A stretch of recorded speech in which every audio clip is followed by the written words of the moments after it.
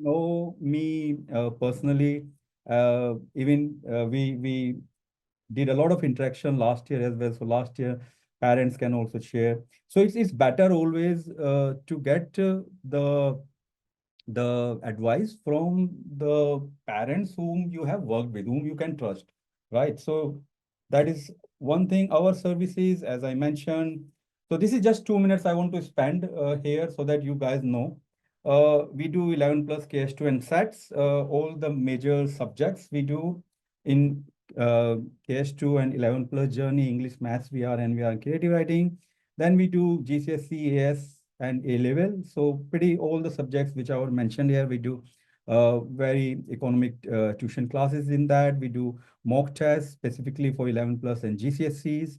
And then other than that, there are some extracurricular courses which we do like coding, Olympiad, etc., etc. Uh, this is the major mock test which we are currently running for different county schools. So you can see QE, HPS, Kent, Bucks, Slough, Latimer, Kendrick, Essex. So pretty much like major counties we are covering. We are currently running 4 centers this year. Next year, we have a plan to at least start 6 more centers. So currently, we are doing mocks at Ilford, Bexley, Medway, and Barnet. This is our four-level reinforcement strategy, which we do in the tuitions, as well as a couple of them are related to your mock exams as well. So we share whoever like are doing our tuitions. So we normally create the notes for them, create the mind map, share with them. There is a lecture which is normally taken care by the teacher. Then there are revision and doubt sessions. There are weekly tests which we do. Then you have got monthly, midterm, and full course mock exams. So these are like more specifically from the SATs point of view, 11 plus GCSE A level, because these are the major milestones in UK's education system, as we all parents know. Uh, this is what we are currently doing is for summer, we are running summer intensive course. There is also a junior math challenge mastery course, which we are starting. There is also a coding mastery class course, which we are starting in the summer. So just add it there so that you know. Okay, quickly, what are we going to cover today? It's 11 plus exam details, very important strategy details. And a lot of parents asked us a couple of questions. We included the answers, and then it will be open for the parents to ask any question, whatever they want. Just quickly, one thing, if it doesn't bother you, parents, whenever you are asking questions, is be on the let's be on the camera so that at least more interactive as a human being as well, because we should. I think this is the right forum to also know each other, because sometimes it's the names looks very familiar, and it's very hard to identify which parent is whom until unless you know them personally. So just my feeling, but again, it's up to you guys how you want to do it. 11 plus details. We know 11 plus is a selective entrance exam, which is used by most of the grammar schools in England, and a lot of independent schools also have got their own 11 plus private exam via ISAP. This exam typically assesses the kids based on English, maths, verbal reasoning, and non-verbal reasoning. But again, this format vary county to county, grammar schools to grammar schools. So there will be different formats.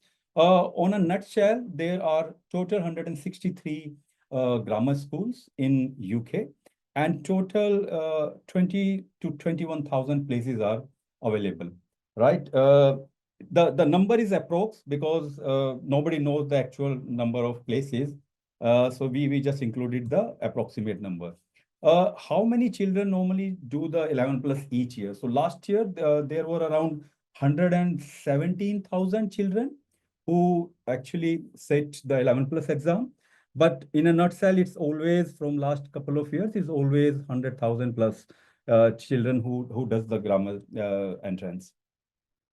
So these are the major region-wise grammar schools, as you know.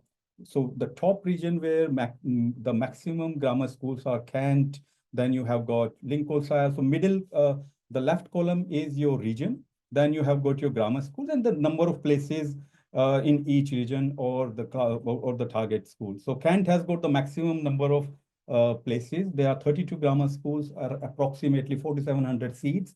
And then you have got Lincolnshire and approximately, right? So these are different regions which provide you the different level of grammar entrance exams. So there is one more important thing which you need to understand here is every county, every school has got its own 11 plus exam conditions or criteria, right? When I say condition and criteria, like in some of the places you will hear they don't consider outside catchment. Some of them consider only inside catchment. Some consider inside plus outside both. Some only consider based on their ranking. They don't care where the kid is coming from. So you as a parent need to understand and probably make a list of the schools or regions which normally have these different kind of rules, right? Any questions so far, or we can just carry on? Okay, let's quickly finish first all the slides and then we jump on the Q&As. Uh, so this is actually the average pass rate every year, approximately. It's not 20 to 20%. It's like somewhere between 16 to 20% as a very high level guesstimate, which tell you that out of 100 kids, only 16 or 18 or 20 kids normally are successful in securing the 11 plus uh, seat. So you now need to think uh, from this point of view that it's a fierce competition, right? And this is a very average. In some of the schools which are like super selective schools, so for example, I give you the example of St. Pete or QE or HBS or Wilson or maybe St. Olaf. So these are like super selective schools. So each seat, for each seat, there are around like 50 to 100 kids. So this is the competition. For giving you the example, last year, I think there were around 5,700 kids who gave QE Barnett's exam. There were, and they have only got 180 seats. Similarly, for Hennetta Barnett, there are, I think, 120 seats or 108, sorry. And there were around like 3,700 girls who gave the exam. Similarly, Kent, there were 21,000 something kids, and the seats were only 42 or 4,700. So it's you need to understand this ratio, and then based on this, you find out like how tough it is and how much efforts you need to put. So generally, as a rule of thumb, if your kid is getting consistent 75% or higher than that in the practice papers or mock exam, it is normally considered as a safe number. But again, it depends on your target school, your target county, and what is the oversubscription criteria, how many kids are actually competing there. So, and how many grammar school or how many grammar school places are available in that region. So a lot of factors actually add the extra percentage on top of it. So you need to be actually just work as an updated person, find out all these criterias, and then work out the numbers, and then find out how much or how much your kid need to secure in the real exam. So these are like all good points which you need to consider as a parent, right? Okay.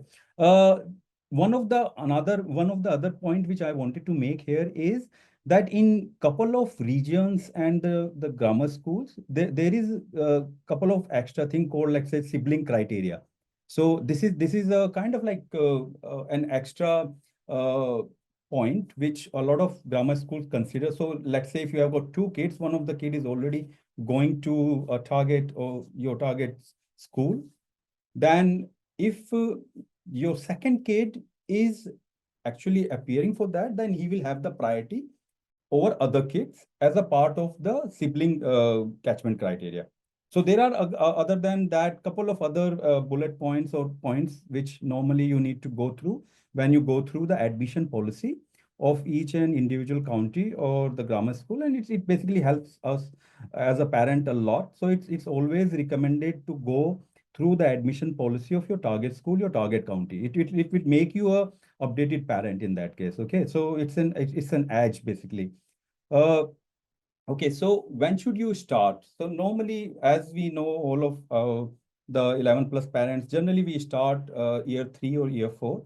But the early you start, the better it becomes, because in normally year three, year four, we begin this journey. We work on making the foundation strong. So we make our kids more like we want them to do more reading, more vocab, more vats, so that their foundation is built on, right? So it's a kind of like informal preparation we all parents do, that encourage your reading, playing, like we introduce them to the different puzzles, we introduce them to different games, uh playing words, etc., etc. This is like different ways parents normally do, so that their kid is actually learning well towards a common goal, which is low, like let's say here 11 plus.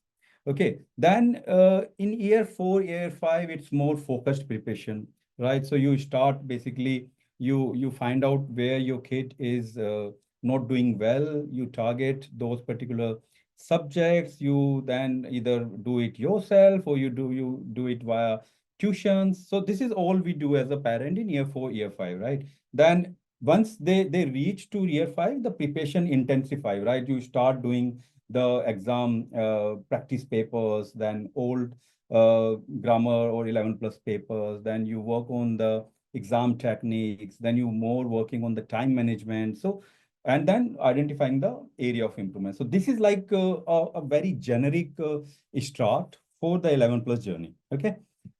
Now, this is more talking about the year by year preparation guide. So in year three, it's like there are more what you normally do as a parent. You work on maths and English concepts, so basic arithmetic or mental maths, grammar or comprehension, right? And then you develop a love for reading, fiction, non-fiction, build. Then another thing which you need to teach your kid as a parent is like just how you can make them sit, right? So that they can understand you when you are talking to them. They can understand the questions. You give them the scenario, for example, you just show them a tree where the leaves are just uh, green. You ask them to write something. So these are like tiny things you normally do as a parent to make the learning fun, right? You also bring a lot of toys for them regarding puzzles, word games, blah blah. So this the outcome need to be here is just working on building the strong foundation. So this is the normal outcome every parent want to go on the 11 plus journey in year three. Then in year four, it's more you do kind of light 11 plus preparation. So you work on reasoning, the puzzles, vocabulary building is another exercise you do, right? And then you do also tests. Let's say, for example, 10-minute test with a basic GL or CGP test, or then you do the preparation yourself, or you introduce a tuition. So it all depends how the kid is doing, how is his learning is going on. And then you focus on developing the habits. The habit is very important here, because when you develop the habit, especially around the reading or the writing, it plays major role, especially around all the grammar schools in London or around London, right? Wherever you have got more. So even not around London, it's like in GL. So paper one, which is like more specific to your English comprehension, verbal reasoning. So this is all related to your reading habit, right? Writing is more specific to especially pattern like CSSC, FSC, or SAT, or HBS, or even in Kent, where the creative writing is involved. So these are more specific to that. But again, this is not only specific to 11 plus. The creative writing plays a major role even beyond 11 plus, GCSEs, A levels. It's everywhere. So you need to make sure, even it is not in your 11 plus journey, your kid knows all the nitty-gritty of these things. And year 3, year 4 are actually the base to develop these kind of skills. Okay. Then another important thing parents do, like they do topic-based workbooks, so CGP, GL, Schofield and Sims. These are standard books or workbooks every parent normally use, right? So these all help you building another kind of like light 11 plus preparation. And you also, because you are consistently working on this, it builds the strength, and you know the weakness where your kid is lacking, and then you work on this. So this is kind of like just always a cyclic journey you need to consistently follow. Then we have got year 5. So this is more structured learning. Either you create and develop a learning plan for your kid, you do tuition or yourself, doesn't matter. The ultimate goal is to make sure the kid's learning is going according to your learning plan, right? And then in that, normally you cover all the areas which include your English, your maths, VR, NVR, creative writing. Or if you are preparing for ISEP, then there are some other subjects as well which need attention, but this is beyond 11 plus, so we haven't included that. You also start doing your full length practice paper, all test from different counties, and then you also do mocks, you do timed work. So here in year 5, normally parents start putting a lot of focus on the speed and accuracy, because by normally March, April, you would have you normally uh, finish your 11 plus syllabus, right? And after that, you put a lot of focus on your revision plus speed and accuracy, right? So you also do different stages like 4, 5 of GLC GP 10 minutes test books with your daily drills. So this is how every parent normally do. And this is like traditionally gives you the maximum output in 11 plus journey.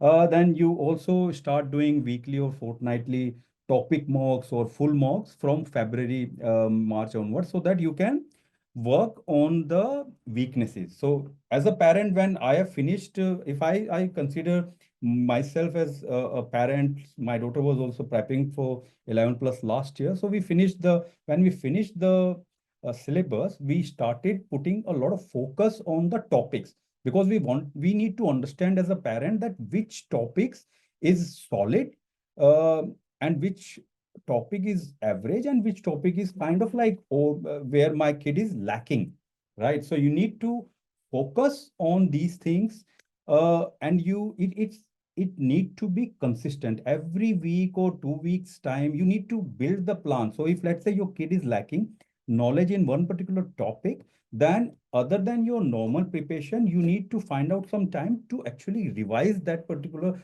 weaker topic, right? And build the expertise in that. Uh, so these are basic things around top mocks. From June onwards, or I would say once you cover all the topic tests, you need to then introduce your kid to the full mocks kind of thing, because it's very important you understand your kid's capability around different mocks and different subjects, right? And once you understand that how your kid is doing in all the subjects, because that's going to be a full mixed version in the 11 plus mocks, it will help you how your kid is doing consistently every fortnightly mock or every week, and then how is it doing compared to the other kids, because at the end of the day, everything is coming towards end goal, where you need to see how many kids are doing better than your kid, right? This is the whole purpose of doing the mock exam, and this is the whole purpose of having the cohort, which is like cohort based summary report, because this builds the confidence for you as a parent that yes, my kid is doing consistent good in all these kind of mocks. And now I'm as a parent confident that yes, he can crack this particular kind of format. One very important point here I would like to mention here is your kid or you both should know what is the pattern of your target counting. because that makes a lot of difference, especially around the accuracy and speed in your target 11 plus exam. For example, here, for example, if there is a pattern of Kent here, right? So Kent has got its own standard papers plus creative writing. And then we have got, let's say, another county which has got Redbridge. Redbridge has got standard two papers, but the number of questions, the level of questions, the complexity of question, and then the timings, the instructions, everything is different, completely different. Even the type of questions are also different. So if your kid is actually well informed and already knows about all these things, then it will be always faster than other kids who are actually not aware of it. So so you as a parent need to make sure whatever schools or counties you are targeting, your kid must be aware of the formats, right? And he must be also evaluated based on the cohort, like how your kid is doing in that. Okay. Another important thing here is normally May to June is deadline for the real 11 plus registrations. So as most of you know that a lot of forms are already open from different counties and 11 plus.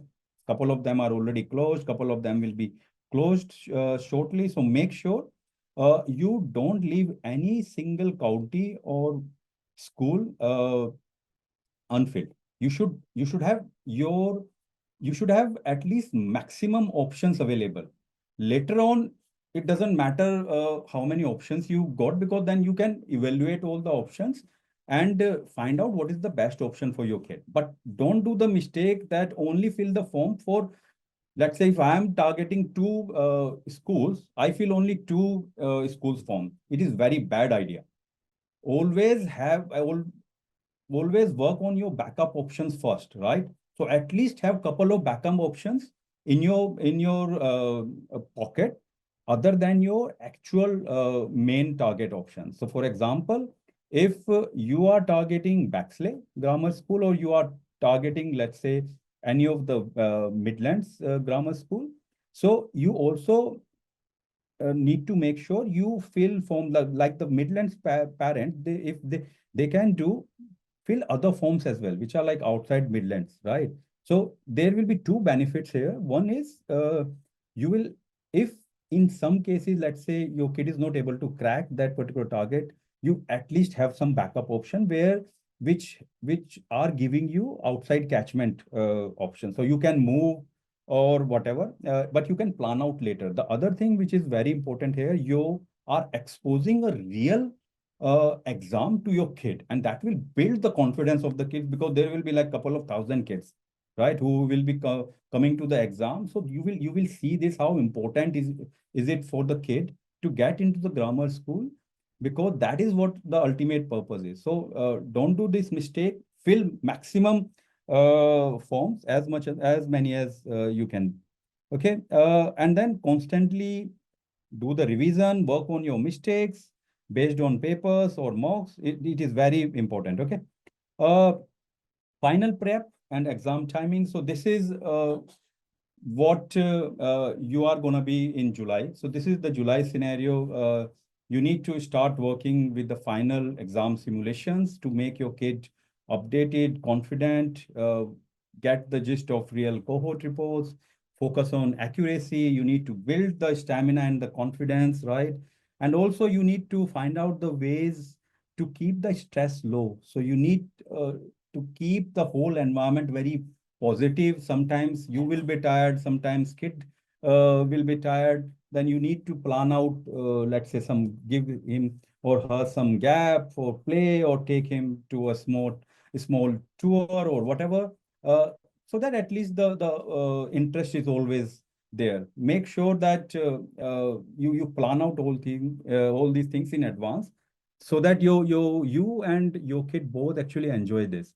Uh, then you have got the exam day routine that is also need to be taken care, right? So you need to keep telling your kid what do he or her need to do on the exam day, what kind of routine, what are the instructions you need to follow. So everything need to be handy, right? And uh, these 6 weeks, you will have only 6 weeks in after, like, once this you start working on this. So you need to always, you don't do new topics normally as a parent, because this is not recommended. You always work on uh, the revisions. You always focus on the mistakes, to find out where your kid is doing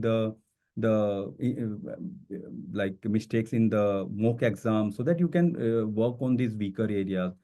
Time management is the most important thing you need to consider as a parent, because every kid can do the 11 plus exam in a normal scenario, right? It is the the timing or the pressure which kills the kids. So you need to make sure you do multiple mocks during that time, so that your kid is actually, he gets used to of it, or she gets used to of it, right? She can start bearing that pressure.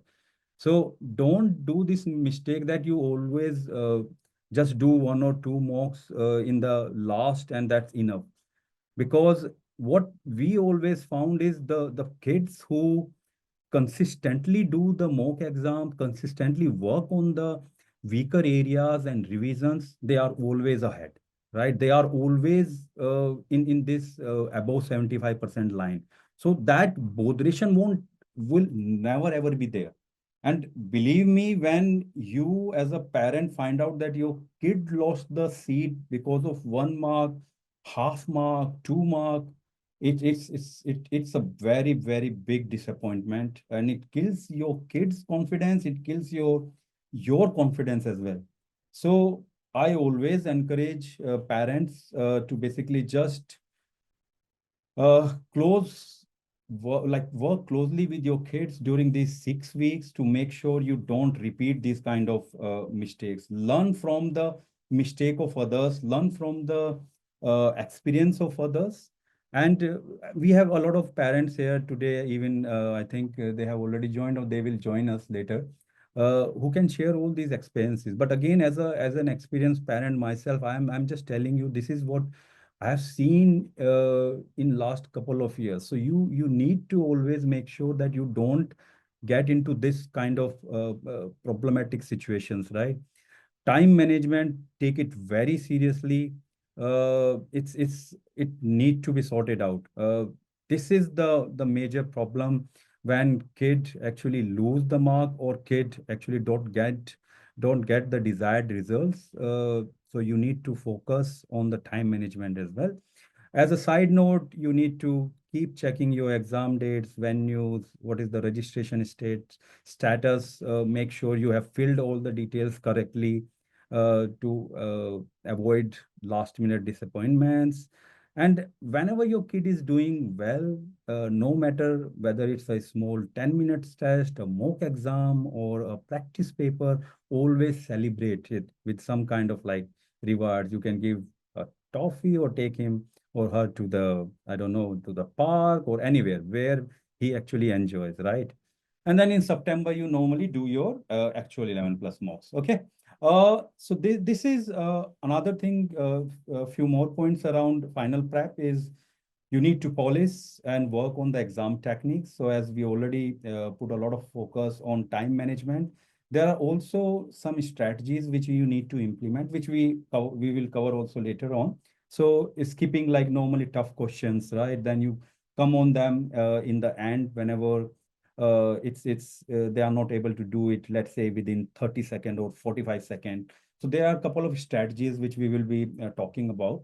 So that will help you as a parent, that will help the kids also. And at least have 5 minutes or 3 minutes in the end to recheck the whole answer sheet.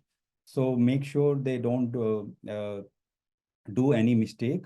Always work on the past mistakes, guys. This is very important, and take all the mock and the test feedback very seriously. Till then, it is okay. You still had time. But the moment you go closer to the September, your target dates for your target schools, it's gonna be too much problematic. So start working on it now.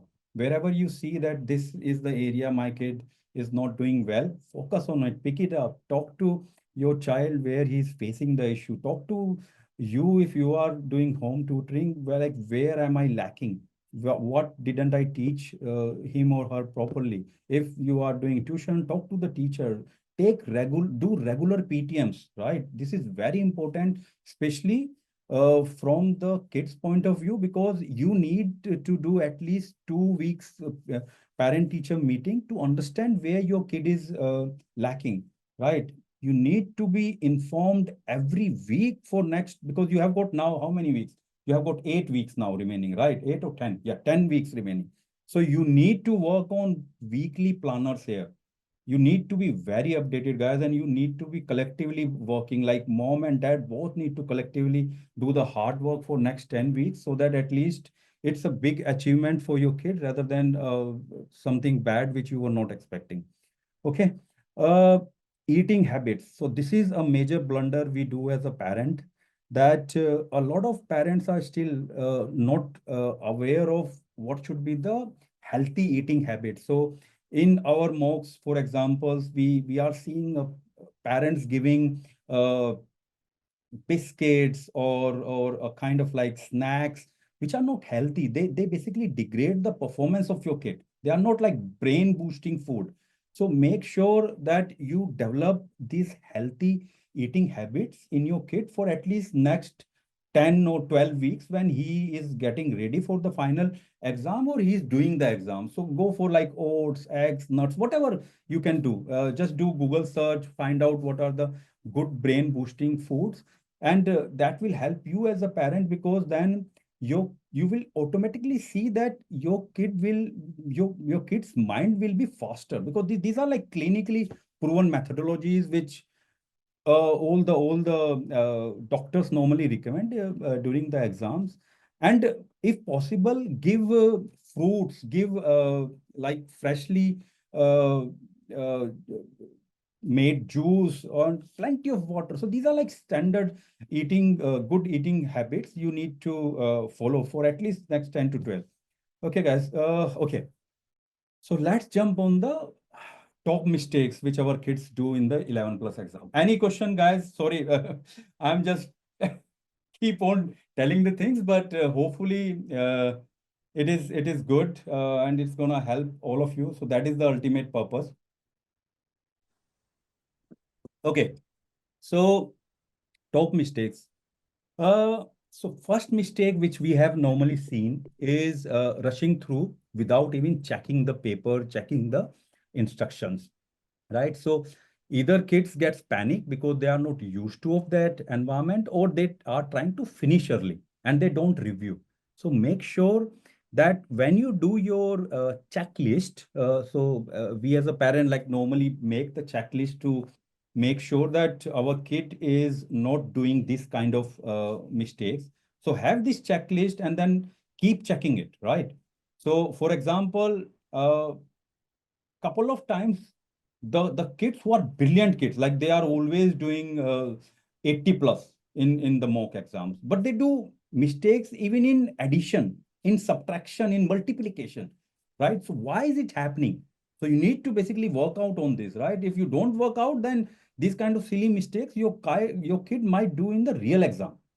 Another very important thing is the poor time management. So they take so much time in doing the initial questions and then lack the time in the, let's say, second half or third half of the paper. And then they start getting panic. And then it's just not what you normally need, right? So you need to work on the perfect time management, do practice a lot, do mock exams, so that at least your kid is updated, and you also as a parent develop this confidence. Yes, my kid can do. If the paper is, let's say, 50 minutes, my kid can do in 45 minutes, right? So always whenever the real exam paper comes, it's all the if your kid is doing good time management, they will always finish the actual paper 5 or 10 minutes early, right? And then they will have plenty of time to recheck it. But you need to work on the time management. Okay. Third thing is not understanding the questions. So either they misread the instructions, or they don't because they are in hurry, so they do mistakes in comprehension, for example, or VR, right? So it's always a best practice to highlight the keyword. We are seeing that even we tell this thing to every kid in the mock exams, but still they don't follow it. So because that is not enforced from the parent side, parents also don't know like what is actually good for them. If they don't understand the question, they would either make the answer wrong, or they will have to come back to comprehension or VR to understand it and spend more time on it. And that is where that is the very bad practice. Okay, so this is the fourth one is sometimes they just guessed. They just guess and they just put the answer even if there is no logic involved, right? So they need to be aware of the different strategies to take out, like how to rule out the wrong option. So there are even some elimination strategy you and your kid need to be aware of, and you should work on them.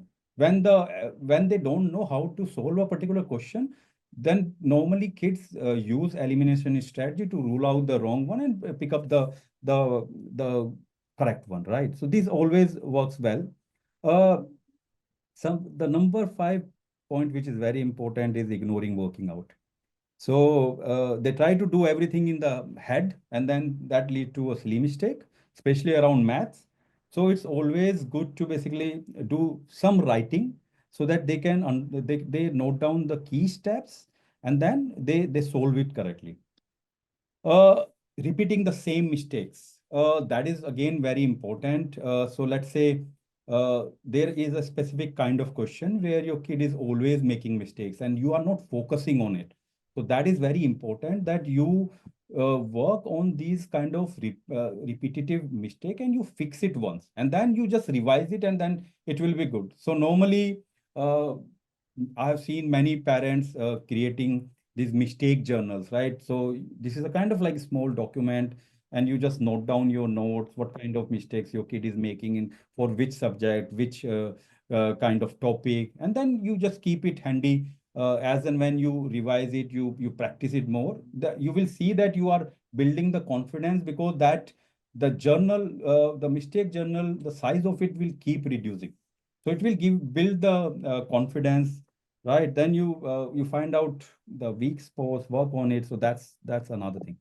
Seventh is especially for CSSC set, HBS, etc., where you have creative writing as a very integral or important point.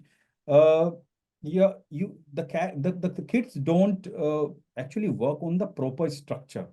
So they have great ideas, they write it, but there is a very poor paragraphing, no clear ending, or they run out of the time, right? So this is not a best practice. They need to be aware of the full creative writing strategy, which we will be also covering later on, because one of the parent asked this. So I put the details there. So I think it will be helpful for other parents as well.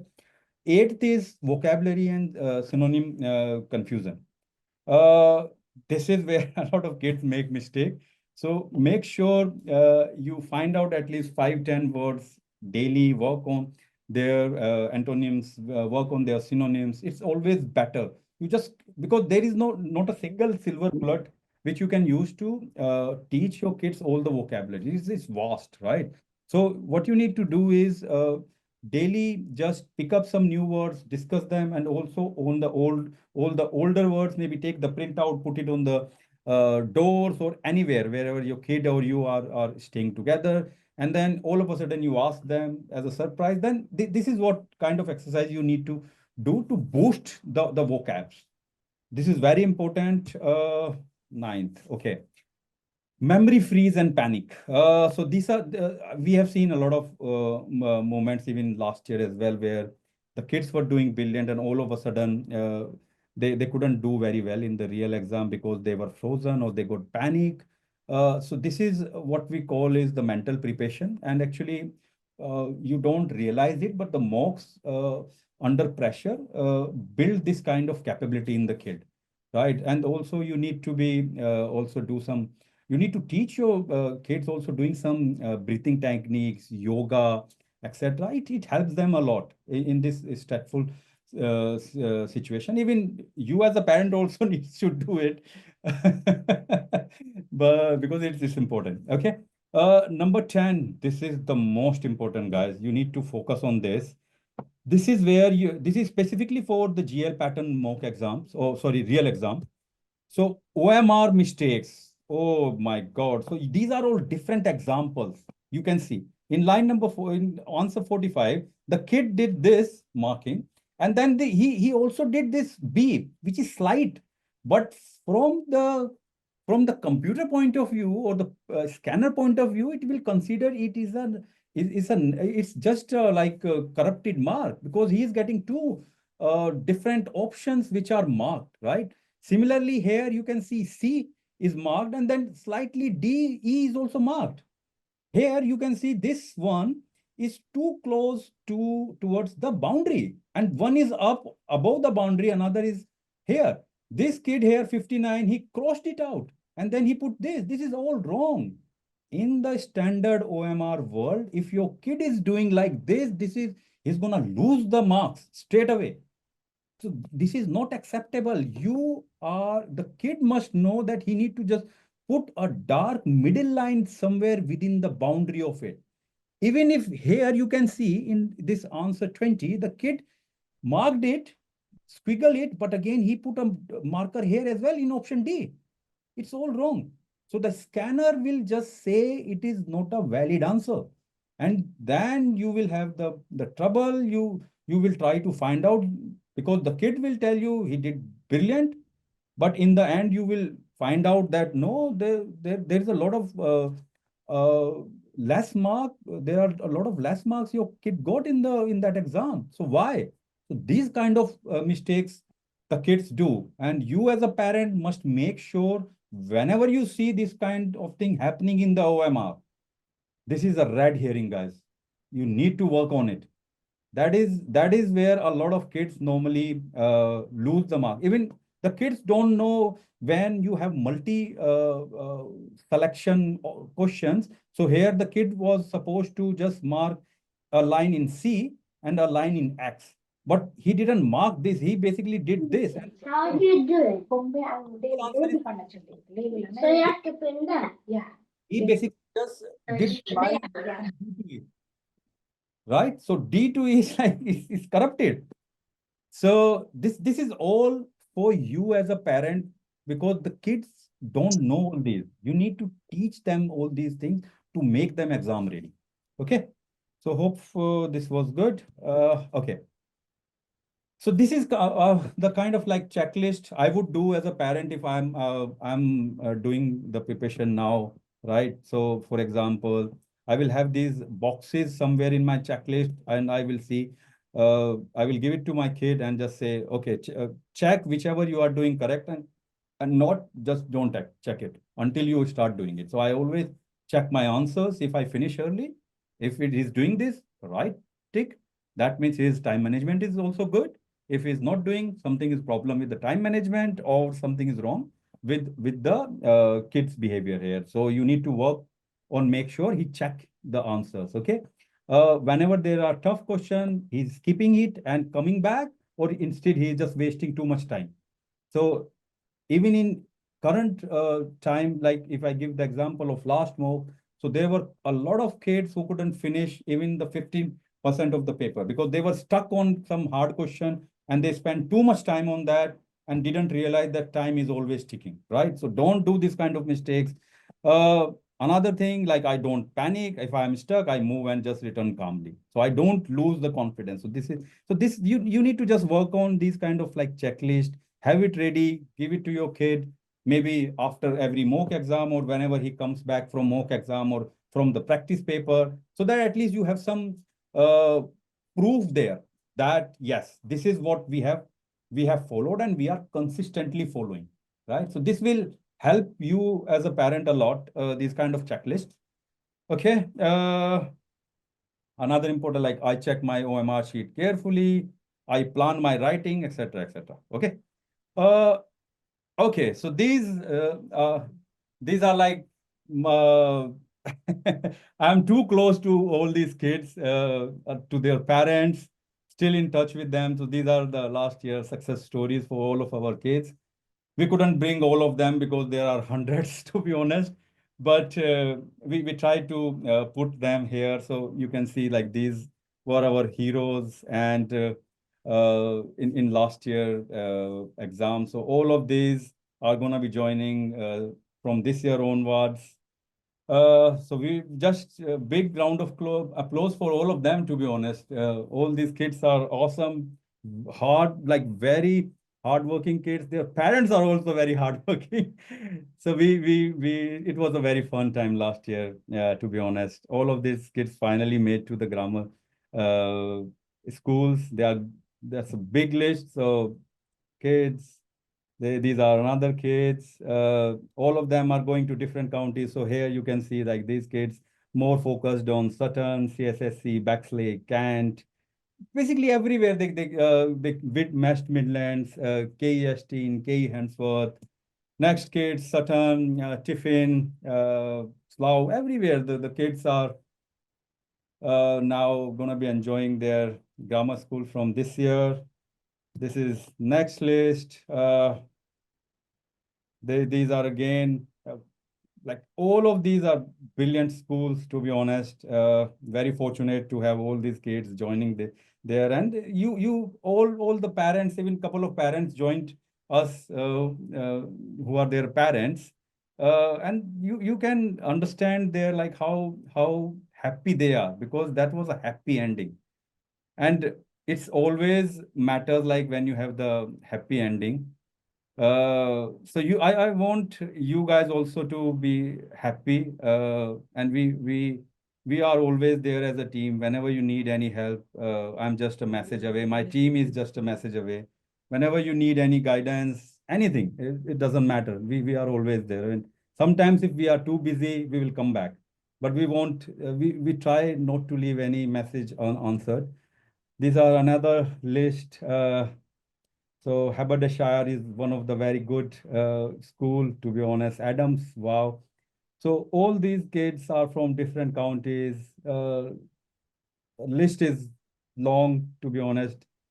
We we we couldn't I couldn't find out the time to basically get all these pictures, but we tried to squeeze as much as possible for the sake of your benefit, guys, so that at least you or as a parent also inspired get this inspiration that the path is difficult, but it's not unachievable. If you are consistent, working hard, and you want to you truly want to get it, you will get it, no matter what is the cost, but yeah, you will get it. Okay, let's go to the parents' question. Any questions so far, parents, or should we first finish this and then jump on your Q&As? Okay, let's go to the questions. Okay, so one of the parent asked us, would like to know the scores and the pass percentage of different counties, papers, or book I should target. So as I mentioned earlier, the safe target is normally above 70%. But again, there is still, it depends on the underlying county or subscription criteria or school, how fierce the competition is. But yeah, 80% is the safest mark, to be honest. There won't be any doubt that you will definitely get the place. But 70% to 80% is roughly considered safe target, right? Best books and practice papers, we already know, like CGP, GL practice paper are standard. Schofield and Seams is there. First past the post, we know CSSC past papers are available online for the papers. We also do GL, CSSC, and all the other mocks, so that you can consider helpful. Hopefully, the other parents can share their experience with us. Bond is another very well-known player in this field. Atom Learning, I heard from many parents that they are doing online with them practice, and they found that there was a great improvement. Books for worded problems, we know CGP Maths is very good. Schofield and Sims is also very good, especially around 4 and 5.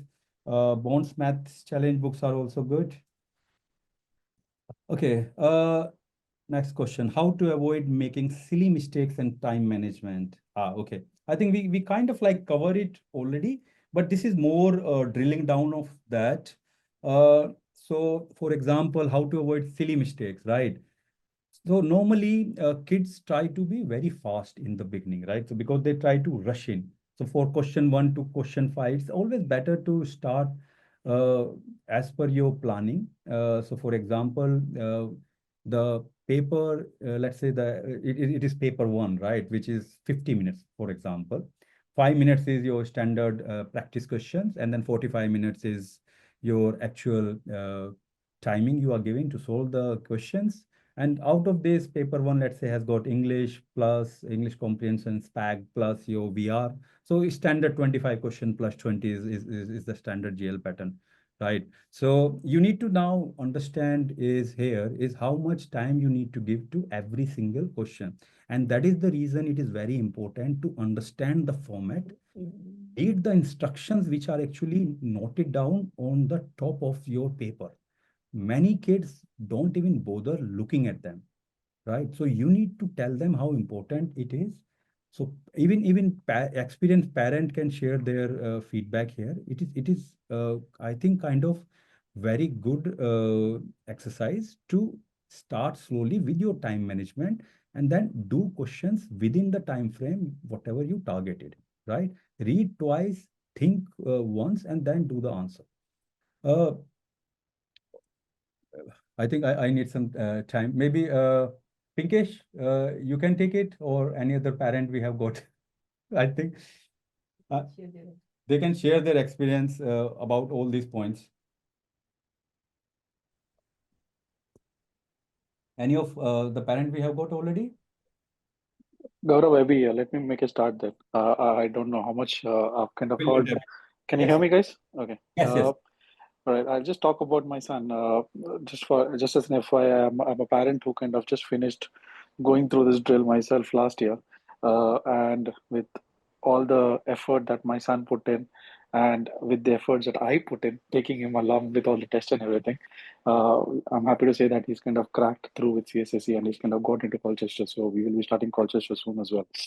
So just as an FYI, guys, I mean, I think what Gaurav kind of mentioned is something that has to be kind of paid attention to. Uh, I'll take an example of certain things that I used to kind of do with my son.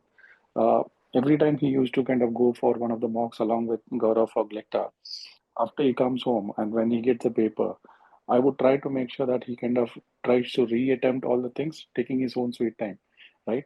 When he kind of does that, there is two benefits out of it. One, he's kind of revising it, and the second thing, when he gets the answer sheets, which Gaurav kind of sends out eventually, he could try to compare it.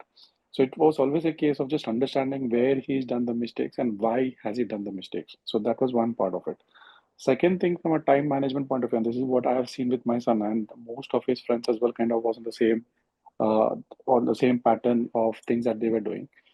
They used to be confident with some things, but sometimes that confidence becomes an overconfidence, and then they used to make silly mistakes, Oh, yes. right? Yeah. So I would try to kind of reinforce a message to you guys, which is making sure that ensure that the kids repeat and revise whatever that they have done to avoid silly mistakes, because I've seen my son doing some sort of silly mistakes in the exams where he kind of felt the answer sheet was, or the question paper was very simple. But when he gets the answer sheet, he realizes, oh, I did this. I could have kind of corrected this properly. I could have validated it properly. So making sure you spend enough time on the answer sheet when it is being provided to you is an important part, because just giving an exam for the sake of giving it does not make any difference. Revising the answers, going through the answers, why you got it wrong in the first place, is what will stick with your child. I mean, at least with mine, I've seen that happening. So I would definitely suggest the same thing, which is to make sure that don't just take the answer sheet as an paper which you've kind of got to see what is the total you've got. Go through each of it to understand what you have got right and what you have got wrong and why did you get it wrong. If it's a silly mistake, understand the pattern of where your silly mistakes are happening with the OKRs, where Gaurav did mention that they are doing multiple options rather than one, where they are not correcting, where they are not rubbing it properly, making sure that they rub properly. Trying to reinforce that message is what is the key part of it. Third Yeah. thing, which I would again suggest to all the parents is try to make sure that they enjoy the process. Okay. I say this purely because I never had, I was never thinking of grammar. My objective of grilling my son to kind of go through this process was to make sure that he understands and learns out of it more than anything else. That's about it. And in fact, even after he got through with his marks and everything, I was still of the opinion that I have a school which is nearby, which is a 5 minute walk, rather than sending him to a grammar school which is like 1.5 hours from the place where I live. Okay. But speaking to the teachers, they were all of the opinion that because he's kind of got nice marks, it is better that he kind of goes to a grammar rather than. So the school does not, I mean, school matters. Let me not say school does not matter, but the end result of it in terms of how your kid does in a normal school compared to a grammar school is up to the kid and is up to the parents. At the end of the day, if the kids cannot cope up with the pressure of going through it, all the efforts that we as parents put in, that the child put in, is all going down the drain. So Yeah. try to make sure that they enjoy the process.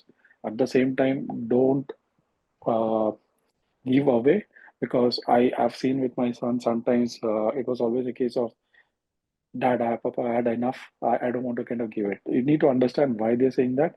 Maybe it is just that mental stress of kind of going through and drilling through this process. So sometimes you need to kind of take it a bit easy on that. So that those are my comments, which I would probably give as a parent of what I have seen with my child. And also, I mean, again, I have been kind of having a lot of friends and a lot of folks like you guys when we were kind of giving the exams as well. So obviously knowing and talking to them, they always say they are not enjoying the process. Once they don't enjoy the process, that's it. They will kind of drop the ball on it, and then it becomes a bit of a challenge to kind of get it back again. So, and now that we are already in what, June, so it's just a matter of 2 more months, or yeah, August, September, right? So making sure that they kind of put in the maximum effort, but at the same time, just make sure that you take it easy and let them take it easy as well sometimes, and ensure that they enjoy the process. That's my main point that I want to reinforce again and again. So hopefully that has given you some sort of direction and some sort of views on how things have worked out for us. Uh, I'm sure it would be the same for you guys as well. So yeah, that's Oh, me. big thanks, Abby. You were really spot on, and that's what I was saying, that these are the things. This is the process which you. I know it is hectic, but you need to enjoy it as a parent as well as teach your kid to enjoy it. Plan out the things to make it a good, memorable journey rather than a tough time. Take give them small award. Doesn't matter whether it's like costly or very cheap, but you should enjoy it. Okay. Uh, so those Gaurav, Varsha here. yeah, Varsha. Oh, Varsha, you are Uh, here. That's good. Yes, yeah, yes. yeah. I just want to say one important thing to all the parents is have 100% trust on your kid. I always used to say my kid, I have a positive vibes. I know you can do it. So this is one of the very important point which I always felt. I know you can Positive do it. Don't do affirmations. the careless mistake. That. Sorry. No, no. Yeah, yeah, Yeah. carry on, Varsha. I So think. I was saying that one important point is giving them positive vibes, giving them, have them whole trust on them. Yeah, they are working hard. We are working hard with them. But that trust on them, give them more confidence. Yes, our parents are trusting them. We can do it. Whether they do wrong question, right question, everything Gaurav had covered it very nicely. Mock exams, amazing question paper. Everything is perfect, but the only as a mother, I wanted to say that the positive vibes we give to our kid and it happen. We have to keep trust on them. This is one of the important point I would to share with everyone. No, no, brilliant. You are spot on. Uh, Hmm. Varsha. Any other parent? Yeah, Uh, Gaurav, Ajay? Ajay. Yeah, yeah, Ajay. Yeah, first of all, I would like to say a big thank you to you for your support during our uh, process. And yeah, one thing I would like to add here, like before the exam, like we as a parents don't need to pressurize the kid, because it happens sometimes, like when we don't able to cover all the topics, and some questions during mock test we have taken already, and then we try to rush at the last moment, and it's happened with me. I feel like I need to cover all these things suddenly, and I'm starting giving him every day two different tests. So in the end, it will be killing the confidence of the kid, Yeah. as well as performance is going down, instead of getting good marks in the examination, and his confidence is always getting down for the kid. Yeah, hopefully uh, many parents in the end, when they try to push the kid like to cover all the topics, they try to push the kid, but I think in the end of August, oh sorry, end of July, after that they just need to revise the topic, and just give them positive vibes, and just believe in the kids, and just support them instead of pressurizing them. This is my point. And rest of them, I think you have discussed very well, from the mock test, and from the initially building of the foundation from year 3, and then later on the stages you have discussed. So this is my point. Yeah. Yeah. Thank you, Ajay. Thank you. Good. Lakshman. Quickly, Gaurav, if we have some more time, Oh, I can quickly add on some hi. points. Yes. Thank you, Gaurav. First of all, and Glecta team, we cannot be thankful enough. My son was in the same journey last year, and parents who are new, who are going through the journey this year, I can guarantee, while Gaurav says that only 20 to 21% of kids go through that, whoever has joined Glecta team or gone through the journey have passed it. My son, and I would tell you my own story. We came to UK 3 years back. We didn't have any idea what is this grammar school until last year when he joined year 5. Right, he started the journey, and then we got to know there's something called grammar school in this country, and we need to send him there better than sending any secondary school. So journey started from there. Initial exam percentage was 50. So you can think of your kid, if wherever they are in the journey. My son gave 7 different county exams, and he passed 5 of them. So that means the student who started at 50% crossed through the entire journey, just following all the tips that Gaurav just said. We started following the mistake journal. We started following and ensuring that he goes through all the exams again. The way Abby said, we also sat with him. We ensure that he re-gives the exam. He matches with the answer sheet. And the report that we get from Glecta, I hope you guys have started getting it, or you will get it after that, is very, very important. Going through the report, ensuring that it's all cohort based. So you know that where are your kids sitting in this journey against the number of percentage people who are giving this exam, right? If there are 50 students who are sitting for the exam, and my son is sitting at 48, that means he's far behind. This is where my son started last year, but eventually when it ended, he was in top 10, and I was very proud of that. It was just because we followed those tips that Gaurav just now gave, and big kudos to Glecta team, and thanks to Gaurav for doing that hard work along with my son, and we will always be grateful for that. So I will say follow Gaurav, follow Glecta team's advice, and journey is not going to be as difficult as Gaurav says, but yeah, it's fun, and we had a lot of fun. We still enjoy that journey, and it will be memorable for us for a lifetime, for sure. Thank you, Gaurav. Thank you very much. No, really appreciate your kind words. But again, we are parents ourselves as well. So we are trying our best to help every single parent, because we know it is an hectic journey, and it feels very bad if our kids are not successful in the end. So we are trying our best to help the parents whoever need us. But again, ultimately, everything depends on the parent and the kids, how they execute their planning, how how like how are they taking the things, like how seriously they are taking the things further. So they need to be serious, they need to be consistent, they need to be very, very hardworking. They need to do more hard work than the kids, to make this journey easier for their kid. Okay. Uh, any other parent? Yes, Lakshman? I'm Saraswati. Can I go? Sorry, Oh, okay. Yeah, Lakshman. I Tell just me. wanted to add few words like as it is similar to the Yashwant experience, similar to that. Like we came here 2 years back to UK from India. So before that, all COVID break. So my son didn't get chance to go through all these stuff. So what happened when we came? We started our Learn Plus journey 6 months back before the actual exam. Actual exam was like September 2024. We started 6 months back, and we come to know from the one of my friends, and we started attending the mocks in the Glecta Avanti school, which is near to the Barking side. So on the first attempt, he scored very less. This is my personal experience with my son. He scored around 30-35%. We almost we lost the hope. And I met Gaurav on the same day after the exam, and we discussed that. So we came up with a strategy, like because kid to kid is different, because creative writing skills or CSSC, GL pattern, these skills, very different. So we came up with one pattern. So closely observing the monitoring, like closely observing the drill down reports from the, the final reports.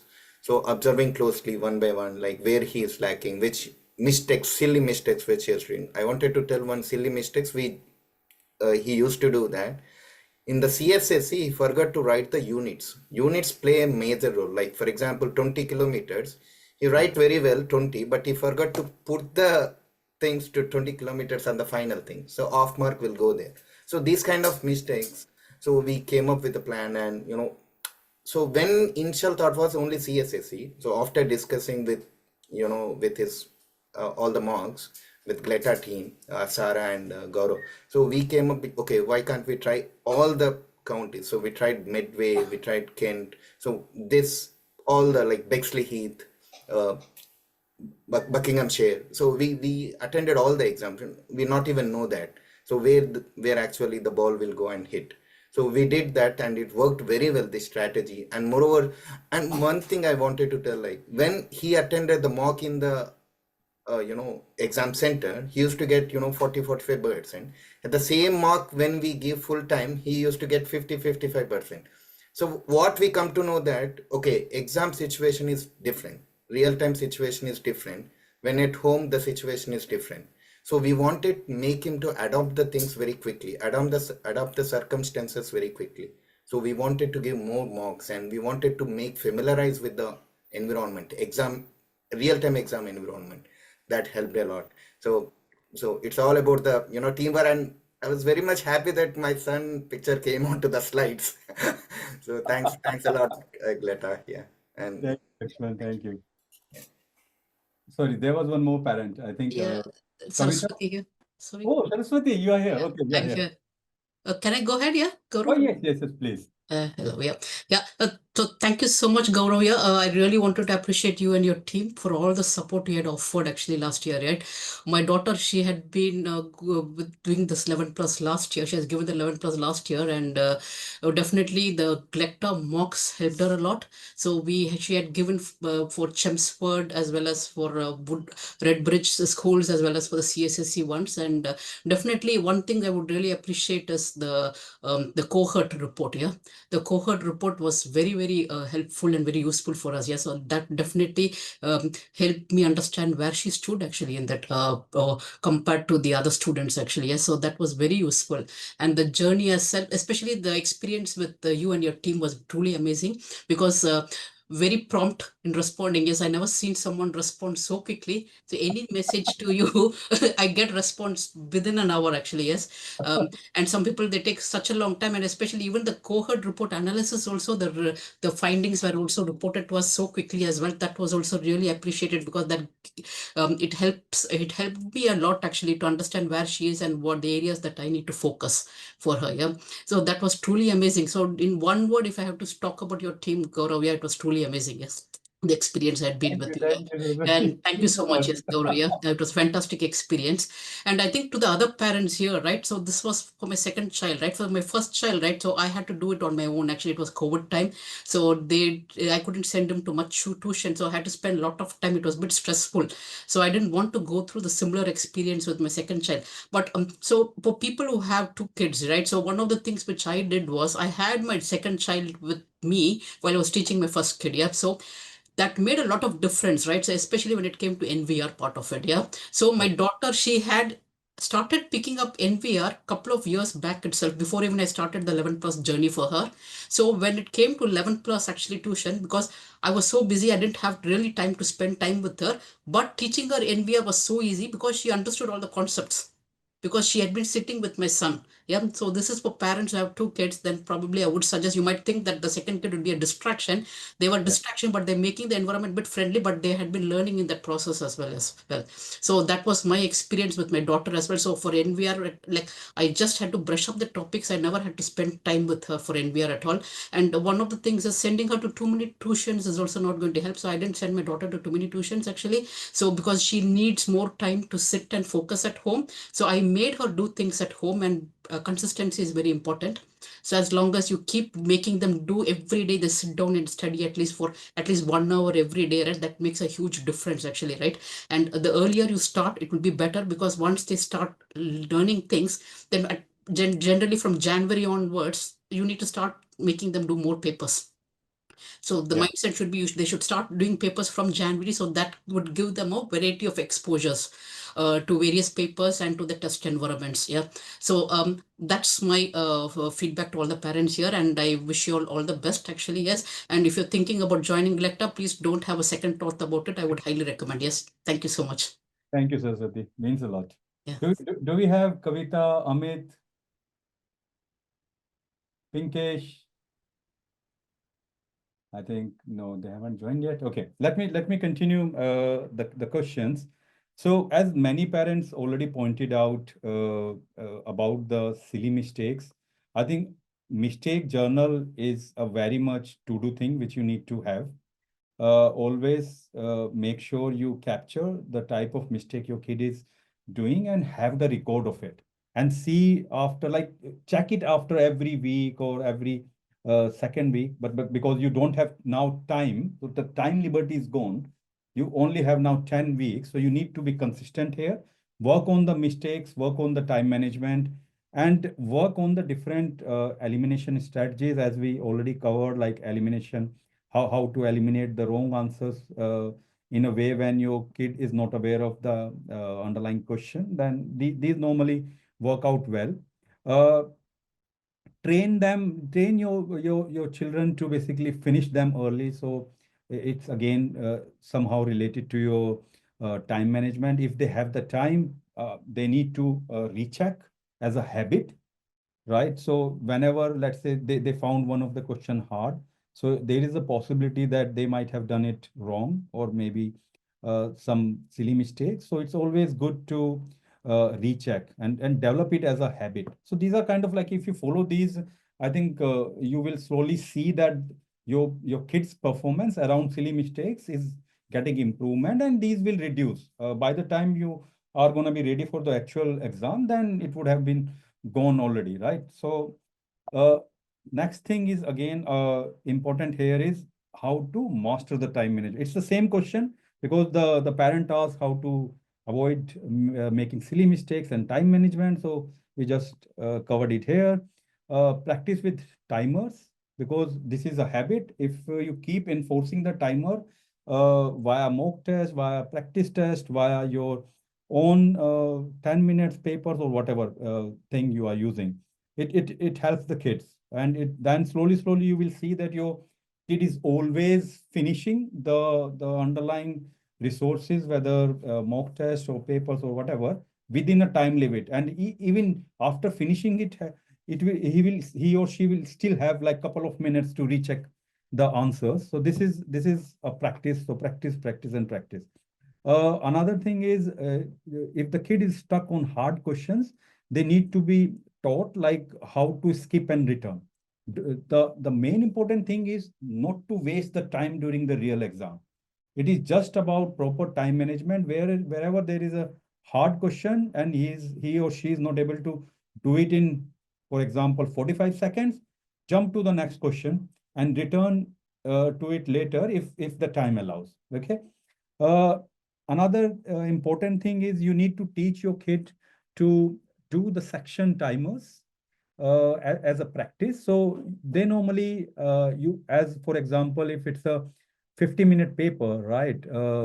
Just for a GL based pattern. So let's say it's a paper one, you will have normally 4 sections, right? Standard GL. You will have English, you will have SPAGs, you will have your normal VR, and then based on the instructions, you know that you need to spend 30 minutes in English and SPAG, and then probably 20 minutes in the VR. So they quickly need to assess it and then distribute the timing to each questions, right? And if they already know these kind of tricks, and they have developed it as a habit, then they will already in advance know that for a 50-minute paper they need to spend doing 45 minutes in actually resolving or and finding out the answers, and 5 minutes to basically review it. So if you enforce these kind of section timing strategy, then you will notice that they will start doing better. uh, Whenever they are in stress, they need to understand how to reduce the stress, take proper breathe, like 2 minutes or 1 minute breathe with the tough section, and then refocus, plenty of water during the exam, uh, good healthy food should be given. So these are like different things you need to focus on, right? And it's all about practice and familiarization of the exam format. If your kid already understand the exam format, then you will see that automatically his speeds will be increased. For example, if I consider the kids who did CSSC first mock test compare with the last mock test, which is like CSSC 6. So if we compare the performance of the same kid, it's a lot of boost we are seeing. So the kids are able to understand the questions well, and they are slowly just enhancing their capability to do the answers of those questions, right? So it's because they are practicing and they understand the format, and based on the teacher's comment, what they get in the mock test, especially around, for example, in CSSC English, then they start thinking like how to take care of this particular question, right? If it's asking this question and of this type, and it is of, let's say, 2 mark or 3 mark, how many wordings I need to use in this question, right? So this is all practice, and slowly they learn it up based on the exam format. Okay, would like to know the scores and the pass percentage and different papers. Okay, so this is more, I think we have already covered it. I think this the question this parent also asked about is what are the different grammar schools which allow outside catchment, and they are not asking you to move before the exam. You have time. Once you get the result and you like them and your kid want to join them, then you plan your movement, and then accordingly you just need to talk to the council. We are here to help you later on, so that's not an issue. A couple of parents were in this scenario last year as well. So finally it went very well, and the kids are happy, the parents are happy. Okay, what is the cutoff of GL school? What is the raw and standardized score? So there is no standard GL cutoff because it's a national, there is no national cutoff actually. It all depends on school and consortium. And normally the cutoff is based on number of applicants, number of available places, difficulty of the paper, and then on top of this, the standardization process, which is actually based on age and performance.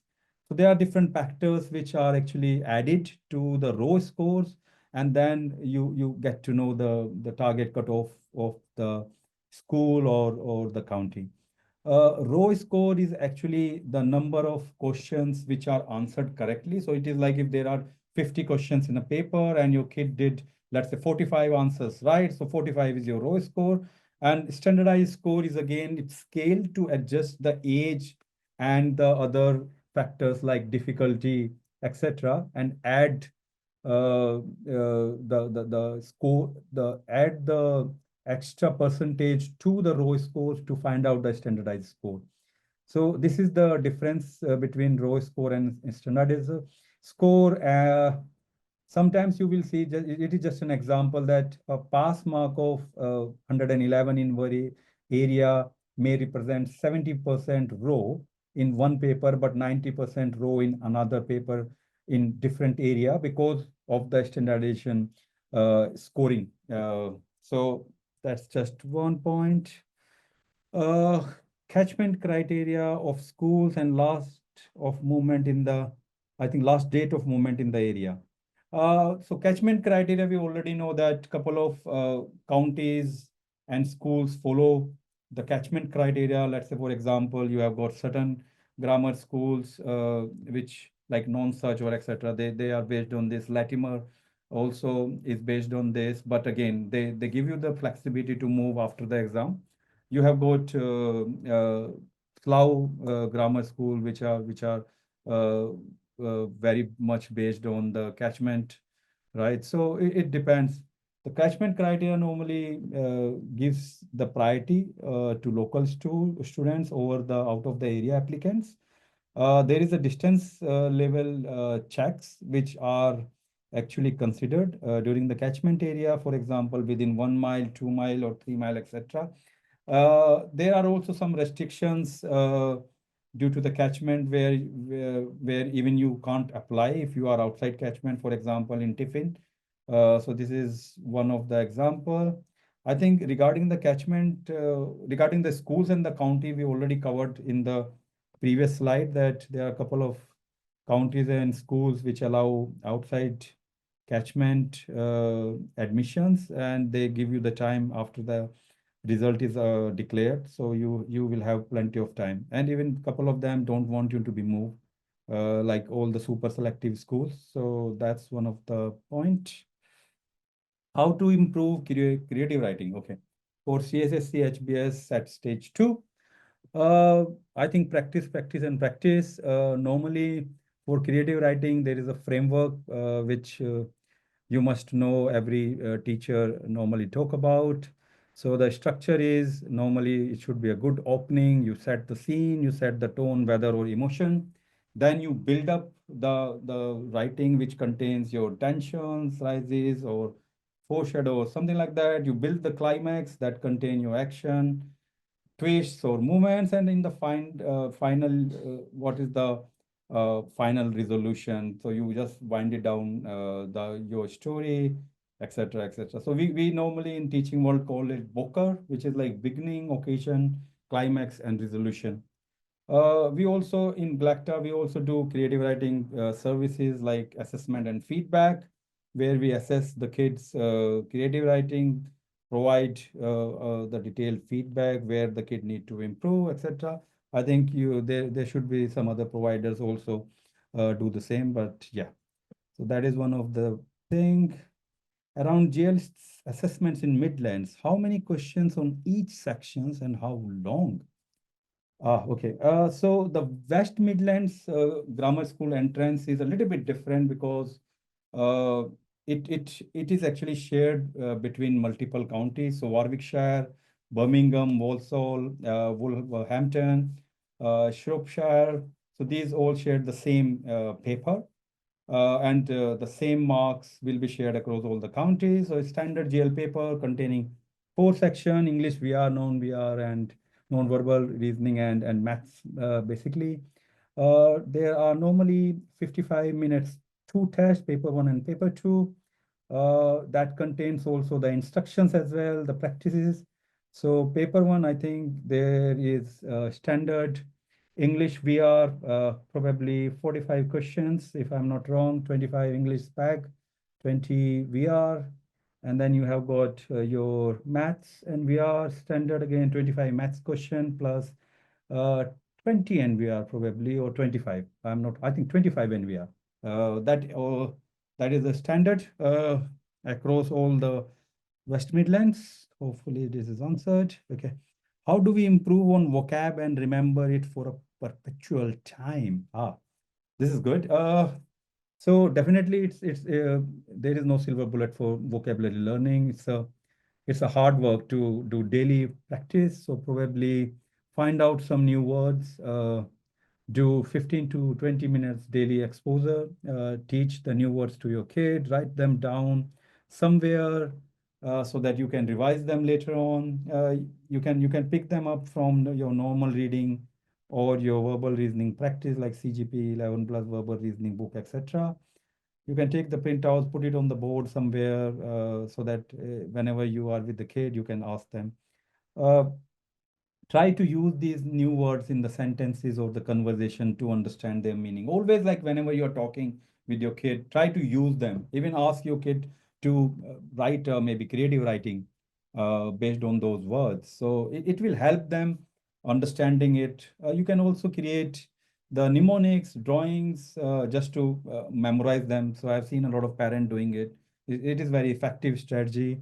Uh, you all also again repetition, revision after every 1 day, 3 day, or 1 week. Normally, you keep asking them so that it exists or it actually persists in the memory. That's how our brain works.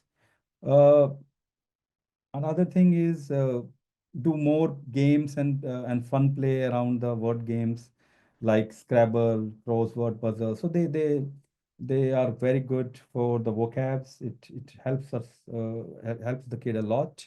You also can create a vocab journal, which is a kind of like notebook where you will have, like you will have the word, their definition, probably sentence around it, what's the antonym, what's the synonyms, etc. So it's quite helpful. A lot of parents normally do it. So this is what all about vocab learning. Right. So these are kind of like things you can do as a parent. So let's say for you need to teach your kid how to learn the time. So what is the time based on the clock, right? So this will help them also understanding the degrees around the clock, because normally you will see one or two kind of questions, especially in the CSSC.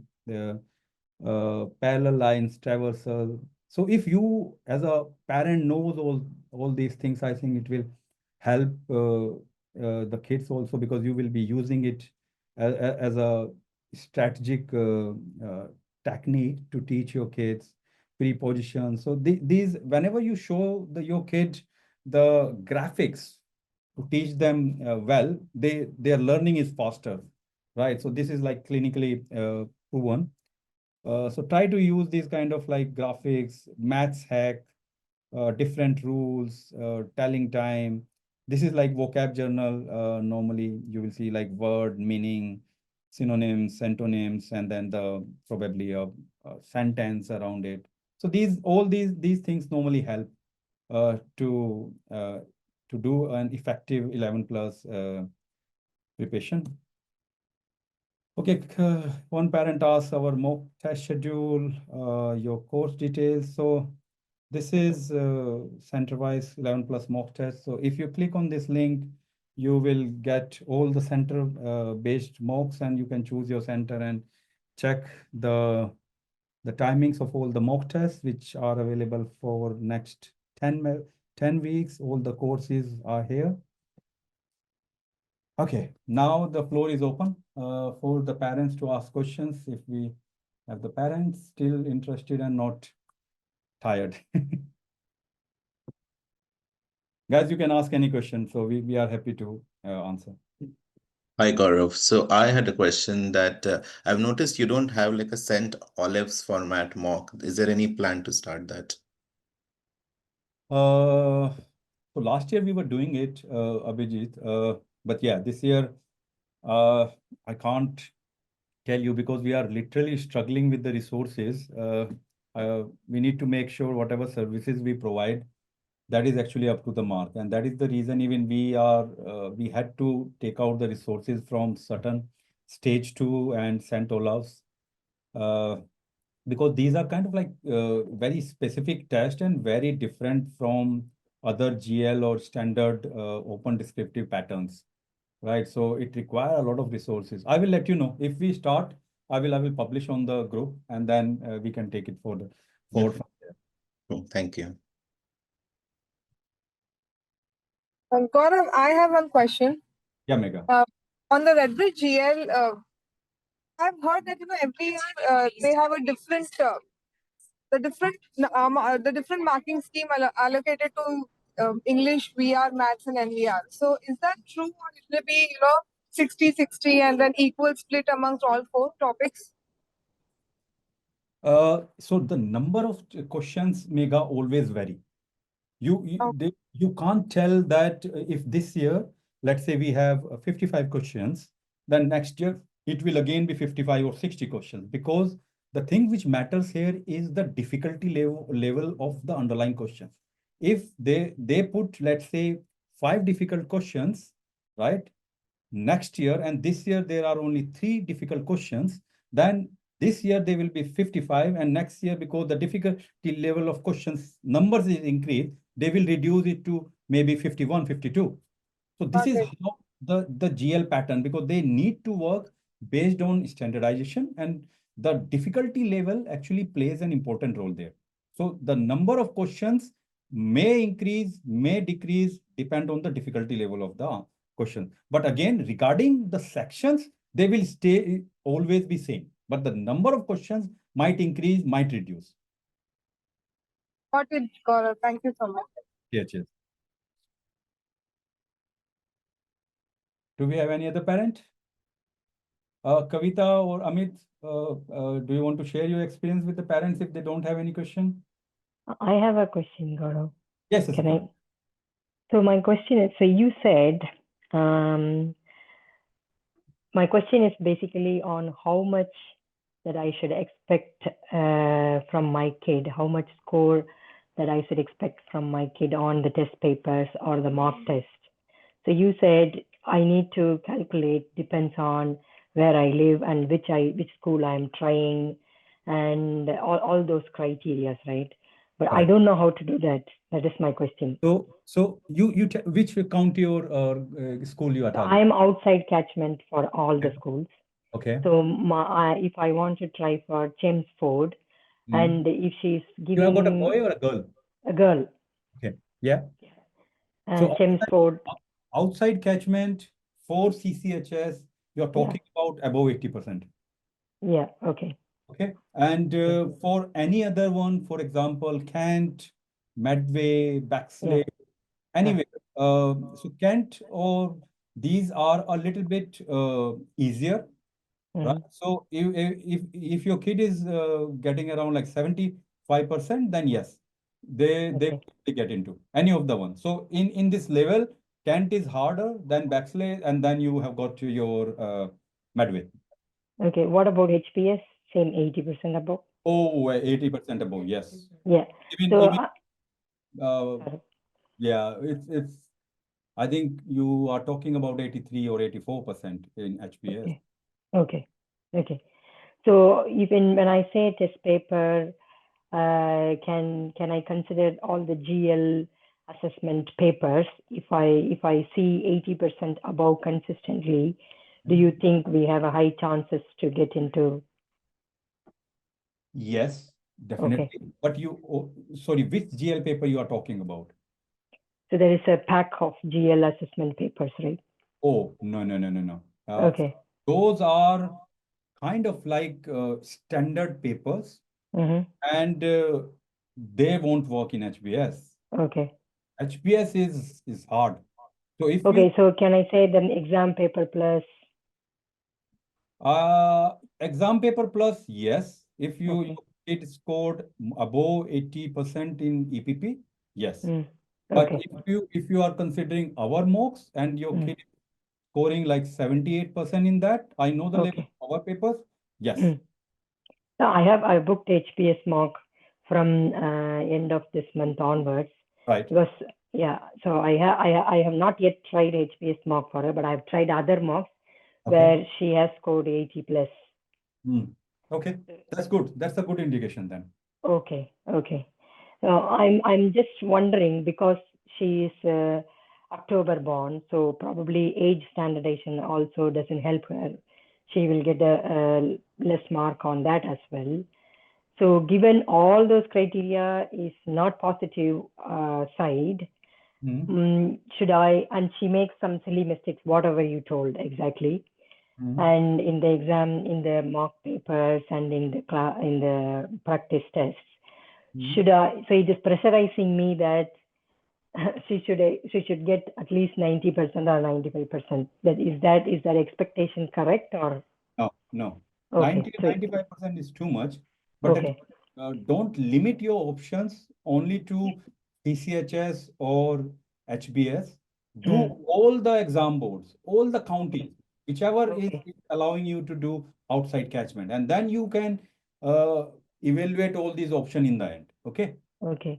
Don't. And so all the counties are not restricting to sit for the exam. That's what I found. Example, law. Law doesn't say you should not register for the exam if you live outside the catchment, because I have done that. But my question is it worth going there and then sitting the exam? Because So the Slough, in Slough, you have got I think two or three grammar schools which allow you outside catchment if your kid is in the higher ranking. okay, but those schools are not in the top 50 leagues in the league table. Yeah, but they are still grammar schools, much better than the state schools, Sasi, right? Okay, I see your point. Okay. Yeah, compared to like 15,000 schools in the England. So those grammar schools are better than the normal state schools. Oh, yeah, definitely, Yeah, yes. okay. I see your point. And sorry, go on. Yeah, you have more question? Yeah, I have one Okay. more question. Yeah. Regarding, say, you told all the mistakes that the kids do and how I can help. Like comprehension mistakes, like inferencing mistakes. Sometimes I feel struggle. I struggle to go through the whole comprehension to find the answer, especially like questions like what narrator is trying to say from the paragraph 1. Yeah. So how do I help in these kind of questions? Oh, that you need to ask an English teacher. I'm not the right person. Yeah, I'm not really great at English, but I don't know how to help. So I thought your experience or some other parents' experience might be Yeah, maybe other helpful. parents can answer it. But yeah, I think to be honest, Sasi, I think when you are your kid is doing it regularly, and your kid is already achieving above 70 or 75% marks, then I assume that his inference capability is already good. Yeah. Even in any of the exam, Okay. not any child is able to do 100%. Yeah, correct. Okay. Okay. So that is the reason it is always said that 80% is a very good safe number. So that Okay. there is already a kind of like this thing that is telling you that out of 5, one of the question will be wrong, right? Yeah. And in a general GL paper, you won't have more than like 4 or 5 inference questions, right? Okay. Yeah. So Okay. you are still safe. Even if all the inference questions are wrong, your kid has done well in other one, then you are still safe. Yeah. Okay. So don't worry about it too much. Okay. Okay. And Good. one last question. Sorry, I'm taking long. Yeah. So for creative writing, for example, CCHS, so the timing wise, it says 5 minutes of planning and 15 minutes of writing. Correct. So in 15 minutes, how much content, say, let's say beginning, middle, and end, say, let's say 3 paragraphs, how much content that she is expected to write? Minimum 1.5 page. Minimum. In 15 minutes. In 15 minutes, yes. Okay. Okay. Okay. Okay. Good. Thank And you. Amit, did you join? Yeah, hi Gaurav. Just Ah, joined, okay. sorry. So Amit is our another experienced parent. So happy to hear his experience also with all the new parents. Yeah, I mean, it's Sorry. it's just journey. I mean, Come on camera, Amit. We want to see you if you can. Yeah, of course, not an issue. Yeah, So that's good. Okay. basically, I know now it's saying that it's a journey and don't worry about it. It's easy for me, but a few months back, I was in your situation only when we are thinking that what's going on. One day, kid is doing good, another day he's not doing good.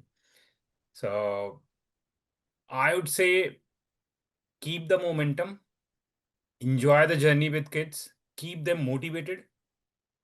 The time will come when they get demotivated. This is the time when you need to support them.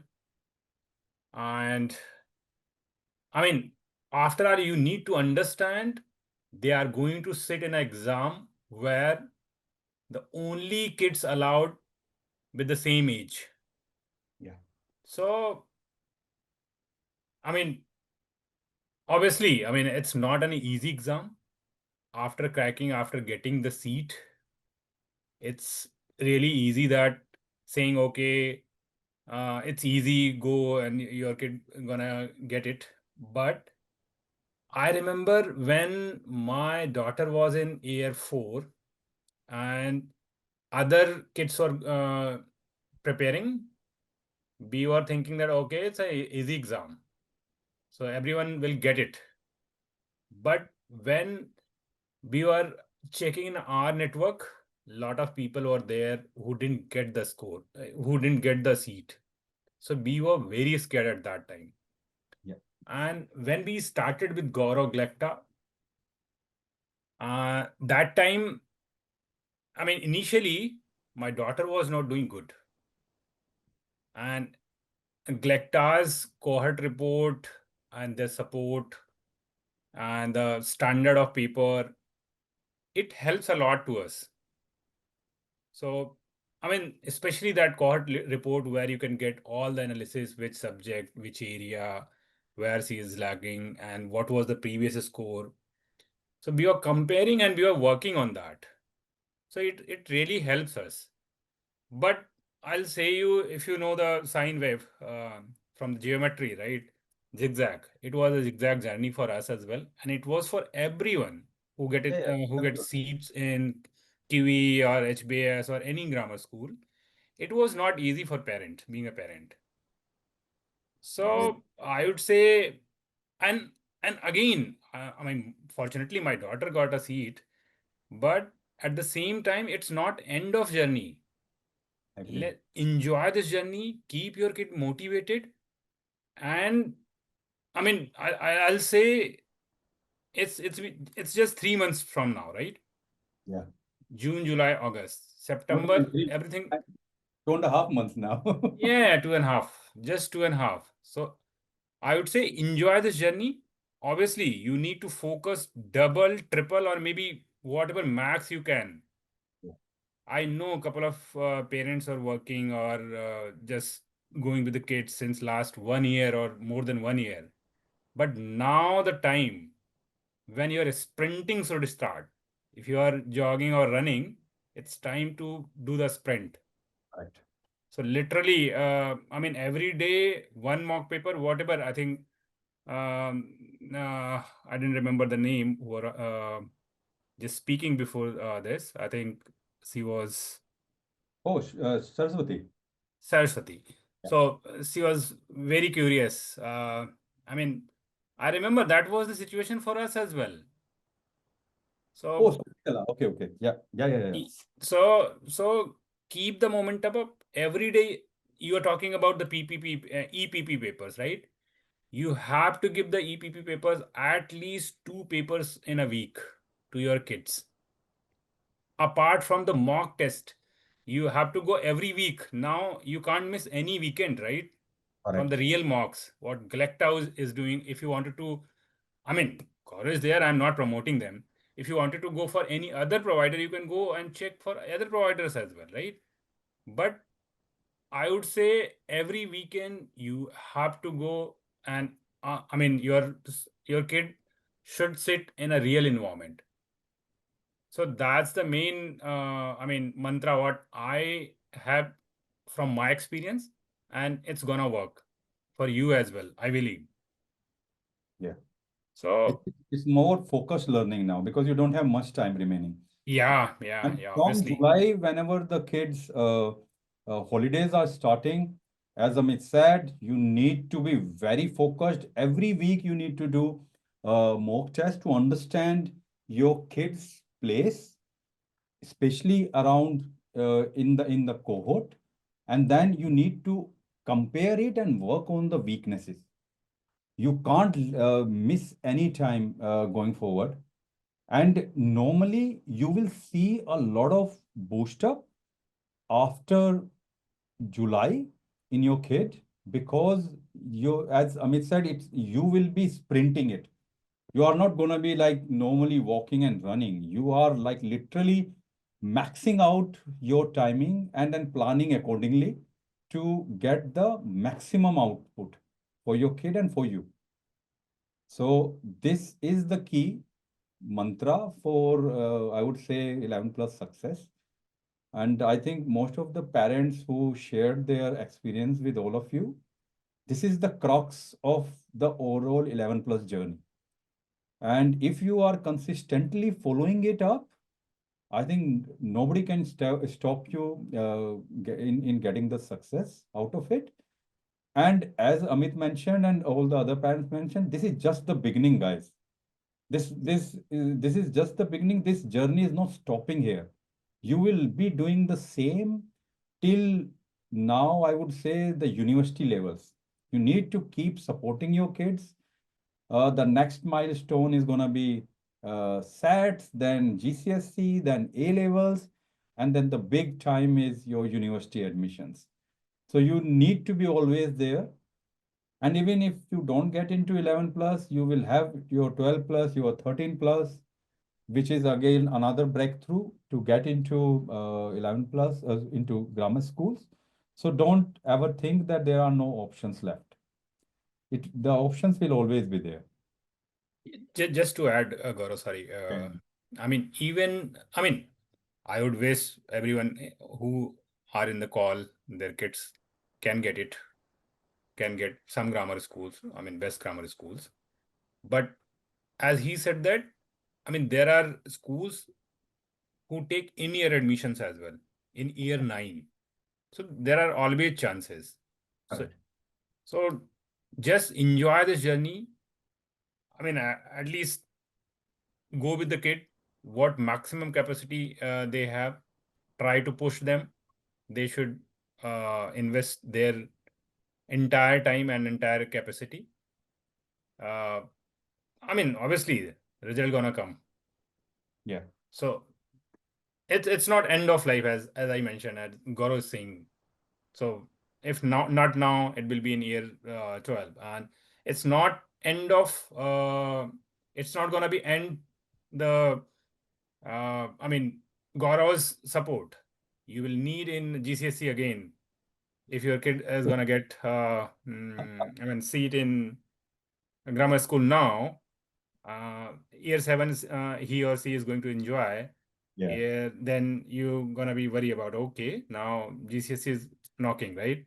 Then you again come to Gaurav and ask, for suggestions or tuitions and all these things, right?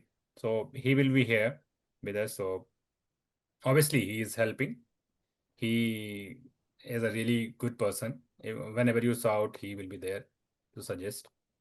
And of course, we are in his network if he pull us, because we will be 1 year ahead of you. So of course, we'll join whenever required.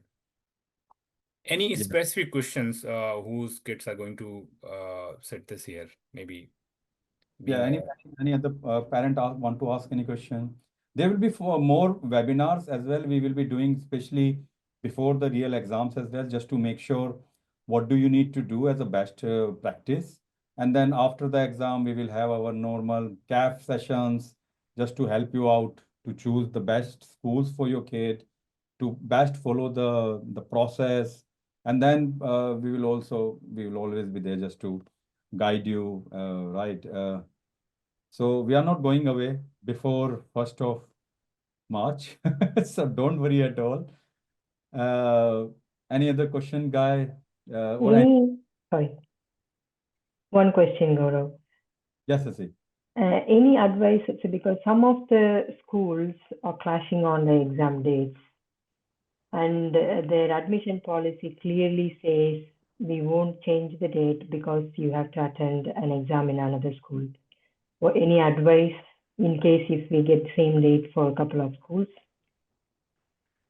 So the way parents handle is in this scenario, you need to reach out to both the councils and tell Okay. them that this is the problem, and one of the council will be lenient and change it.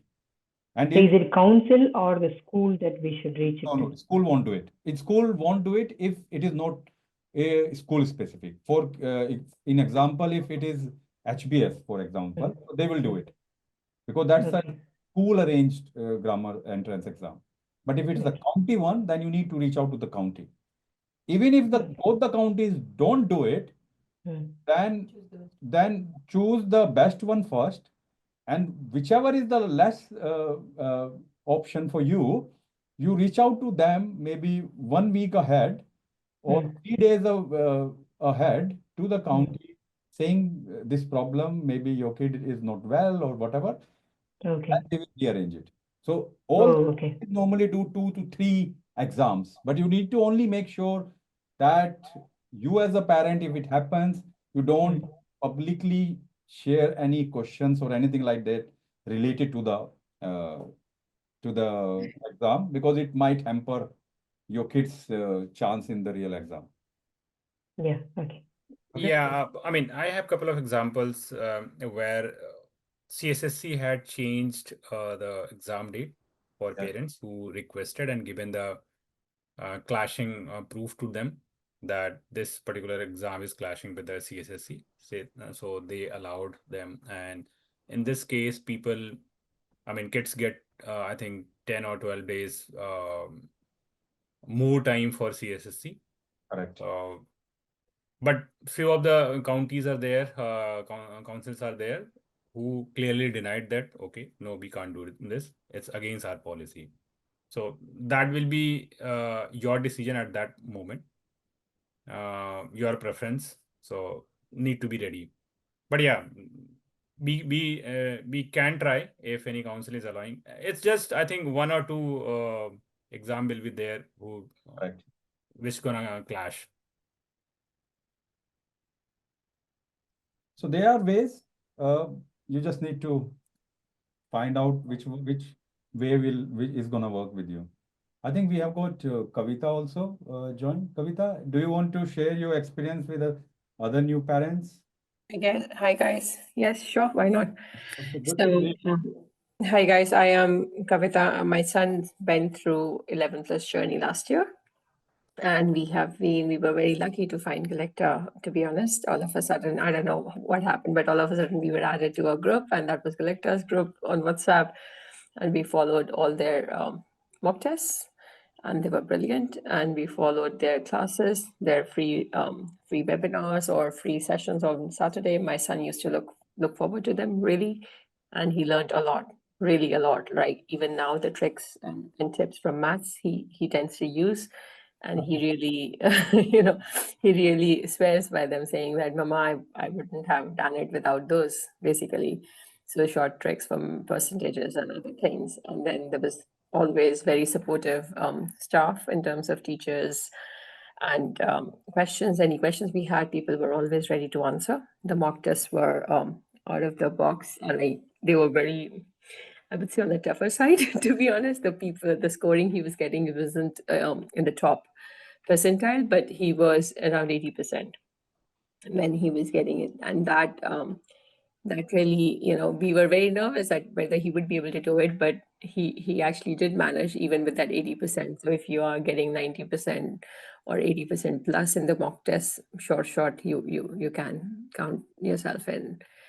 And yeah, we didn't miss any mock tests. We gave pretty much every mock test we had for Glecta for every question. So be it CSSC, GLs or others. If we were not able to give in person, we would buy and do it offline, right? And then send the results, and we would get that CAR or the cohort report, and that was pretty good.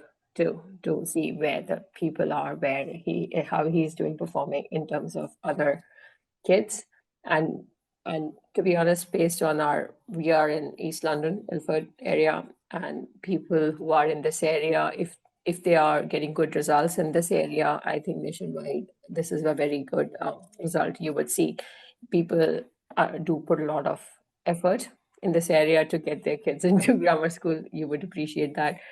And they do get through this place. So my son appeared for 7 exams across, and he got through 6 of them, leaving Latimer, and he got through all of them. Wilson, Latimer, not Latimer, but Wilson, QE, CSSE, KEGS, others, Tiffins, and others as well. So to me, it was really appreciative of the help, the support we got from Glecta till date. So I mean, if you are with them, you're not going to go wrong for sure. Thank you, Kavita. Means a lot. So your kid is gonna join QE, right? Yes, he's joining QE in September. So we September. will do the induction. Yeah. Okay, welcome on board. Thank Thank you. So guys, any other question? I know it went quite long, almost 2 hours. Everybody must be tired, but again, we are here to help. If you have any open question, please ask. Otherwise, we just close up.